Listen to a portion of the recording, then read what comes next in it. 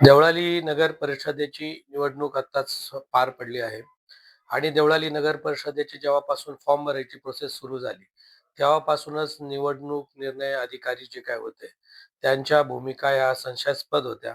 त्याच्यावर आम्ही याच्या आधीही बोललेलो होतो. तक्रारी जिल्हाधिकाऱ्यांकडे आम्ही केलेल्या होत्या आणि निवडणुकीदरम्यानही जेव्हा माझा प्रभाग क्रमांक 3 चा विषय आला, तर त्याच्यामध्ये माझं जे मतदान असायचं, तर ते झेडपीची जी देवळालीची शाळा आहे, तिथं मतदानाचा बूथ असायचा.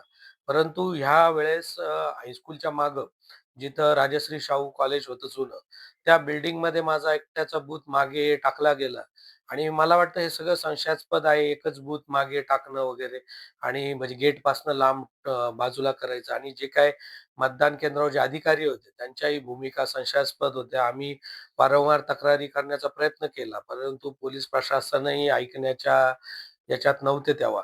त्याच्यानंतर तिथंही बऱ्याच काँग्रेसचा असेल, शिवसेना असेल तिथं वाद झाले.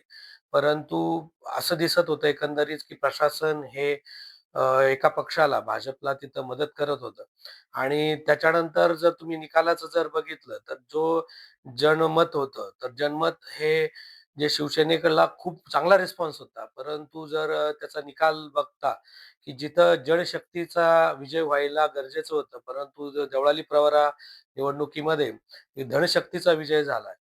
परंतु ज्या नागरिकांनी आम्हाला मतदान केलंय, जे आमच्या बरोबर राहिले, तर आम्ही सर्व नागरिकांच्या समस्यांमध्ये त्यांच्या सोबत पुढेही राहणार आहोत आणि आता निकालानंतर बऱ्याच भाजपचे जे काही उमेदवार आहेत, त्यांनी त्यांच्या नामनिर्देशन फॉर्ममध्ये बऱ्याच गोष्टी दिलेल्या नाहीयेत.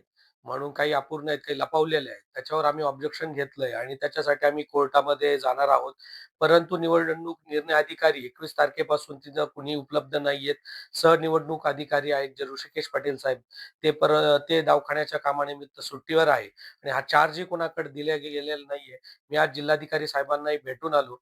परंतु सगळ्या ज्या भूमिका आहेत त्या एकदम संशयास्पद आहे. आम्हाला साधे कागदपत्र कोर्टच्या कामासाठी दिले जात नाहीये. कोर्टच्या कामामध्ये अडथळे केले जात आहेत, असा आरोप माझा आहे आणि आम्ही ते कागदपत्र मिळवण्याचा प्रयत्न करणारच आहोत आणि यापुढे आम्ही कागदपत्रे मिळाल्यानंतर कोर्टात जाणार आहोत व कोर्टाला विनंती करणार आहोत, की जरी उशीर झाला असला, तरी कागदपत्रे आम्हाला मिळू नये याच्यासाठी जे काही सत्ताधारी पक्ष असेल, ते याचे पुरेपूर खबरदारी घेत आहे, की आम्हाला कागदपत्र मिळू नये म्हणून. हे सगळं संशयास्पद गोष्टी आहे आणि त्यानंतर आता भाजपची जी विजयी सभा झाली, तर त्यांचे नगराध्यक्षांनी सांगितलं, की आमच्या यांच्याकडे कार्यकर्त्यांकडे बघितलं. कार्यकर्त्यांकडे कुणी बघत नाहीये. उलटं निवडणुकीचं मध्येच तुम्ही जो विजय साजरा करायला पाहिजे होता, तो न करता तुमचे कार्यकर्ते जे आमच्या कार्यकर्त्यांच्या घरी जाऊन दारू पिऊन जो धिंगाणा घातलाय त्यांनी, तो अतिशय म्हणजे ही गोष्ट आहे, की ती वाईट गोष्ट आहे किंवा तिचा निषेध करण्यासारखी गोष्ट आहे आणि त्यानंतर तुम्ही उलटं आमच्याच लोकांना दमबाजी करतायत किंवा विरोधकांना म्हणतायत, की तंगडे काढू वगैरे. तर देवळाली प्रवरामध्ये ही जी दादागिरी आहे, लोकं जे घाबरून एवढे दिवस सहन करत होते, यापुढं कुणी करायची गरज नाही. ते फक्त कोंबडीचे तंगडे काढू शकतात.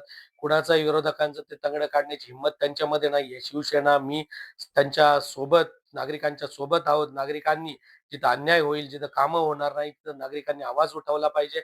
आम्ही नागरिकांसोबत आहोत आणि यापुढे देवळाली नगर परिषदेमध्ये याच्या आधी जे काही ठेकेदार होते, त्या ठेकेदारांनी कुठलेही कामं एस्टिमेट प्रमाणे केलेले नाहीयेत आणि इथून पुढं प्रत्येक काम हे एस्टिमेट प्रमाणे कसं होईल याची खबरदारी आम्ही घेणार आहोत आणि आमचं लक्ष पूर्ण सगळे जे काही त्यांचे ठेकेदार आहेत, फिक्स ठेकेदार जे त्यांचे कार्यकर्ते आणि ठेकेदार एकच आहेत. तर त्या ठेकेदार कसे कामं नियमात करतील आणि एस्टिमेट प्रमाणे करतील याच्यावर आमचं लक्ष असणार आहे आणि याआधी तुम्ही जी सत्ता एक हाती चालवली तशी होणार नाहीये.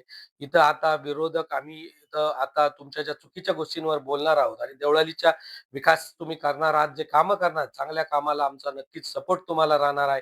परंतु चुकीच्या गोष्टींना आम्ही विरोध करणार आहोत.